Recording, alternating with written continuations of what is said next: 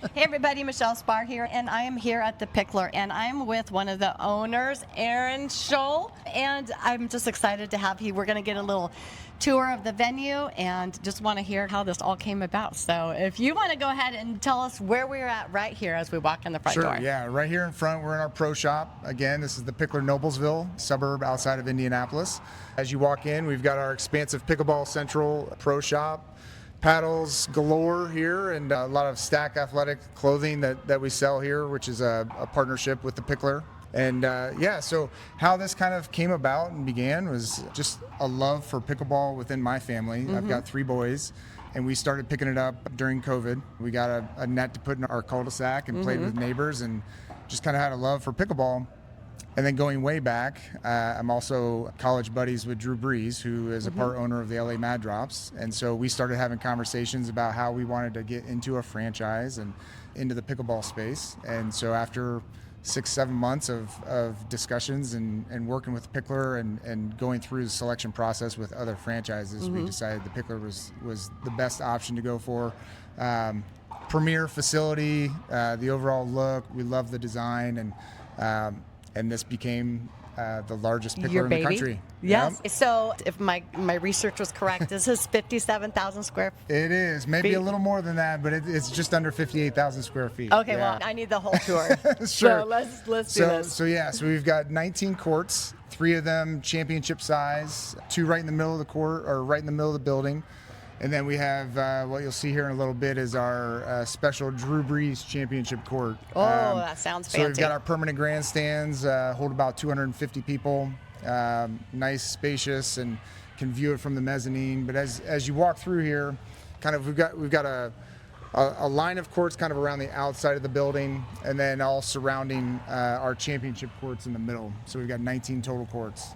And I love like the architecture, the openness. I mean, the ceilings are huge. I mean, this is a lobber's dream in here. I mean, this is amazing. That's right. Everything is really well planned out, it looks like to me. Well, a lot of that is the benefit of being a part of the franchise. So overall design comes from Picklr Corporate and the founders of the Picklr. So it makes it really nice and easy as you're building this out, kind of the structure of the courts, the flooring, the wood, the gates, the black walls, everything is kind of packaged together for us from Picklr Corporate. So it's easy to put together. Yeah. Now we did get lucky with the size of the building. Yes. We've got 38-foot ceilings to the top, so it allowed us to really hang our sound baffles fairly high, which a lot of other places can't afford to do that. So I think in the middle in the championship courts, we're probably at about 24 feet high with our sound baffles. Okay, great. The other courts are around 22 feet. So that's excellent. So as we come around here, I think Mike can hopefully catch a shot of all of these beautiful banners here that we have for the USLPL team. So when they contacted you about using your facility, so how did that come about? To be honest, it was kind of a cold email. Reached out to us, I think probably. Cold email coming from Mike and Ron. I don't believe it. I don't believe it. So I think some of our members are actually on some drafted teams. So I think there was a connection of interest in the league from some of our members as you're going through the draft and things like that. But we were getting a lot of pub nationally with the size of the facility and the other tournaments that we were hosting locally, as well as some national tours that were coming in. So we've been getting a lot of cold emails lately. I bet, especially now. And so what do you all have to do to prepare when you have a big event like the USLPL Showdown coming? So I think mainly, our staff keeps this facility in tip-top shape on a daily basis. So as far as prep work, we are used to hosting a lot of these tournaments and leagues like this. We've got set structure of where people can set up and catering in the conference room area. So we're set up and ready to provide that.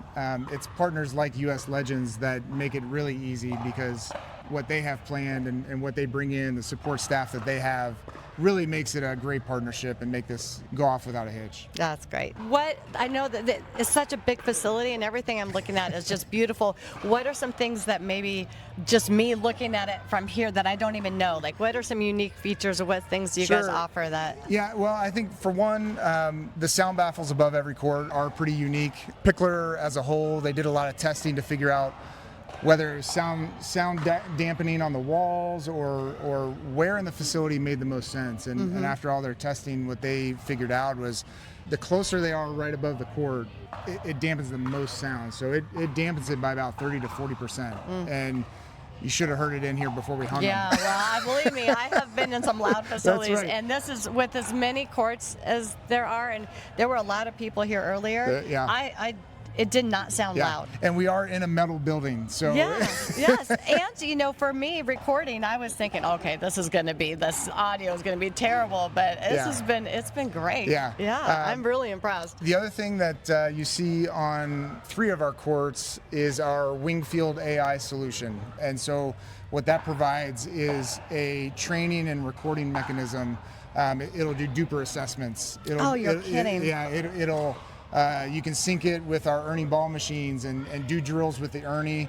It'll record every spot where a ball hits, give you stats, and it really leads a lot of our members through the process of how they're improving over time. They get you can record a match. It'll clip up highlights and send it to your phone. So it's a fun little. Reel. It's a fun Can little. I use that court before I leave? I need to work on my highlight reel. That's excellent. I think the other key piece is that every court is divided off their own gate entry, so you don't have balls rolling in between courts. So it's a really good playing experience. Yeah. And then our courts themselves are laid with a proprietary top for the Picklr, and it's done by Just Courts, which is the same court company that does PPA and MLP courts for their tournaments. Oh, that's great. So yeah, I've gotten some compliments on the bounce today. People really liked the way that it was bouncing. So, no complaints that I've heard so far. That's good.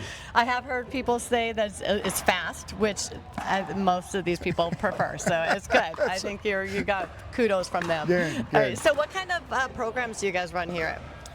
So we span everything from open play in kind of every skill level and division. We run round robins. We have 7 or 8 instructors that do different clinics at different levels, all the way from beginner to we have elite level. And then we have our junior academy, and our junior academy is 8 to 18 years old. We run those weekly, all year long. And those sessions come for free as a part of their junior membership, so they can come and play unlimited amount, but also be a part of our junior academy.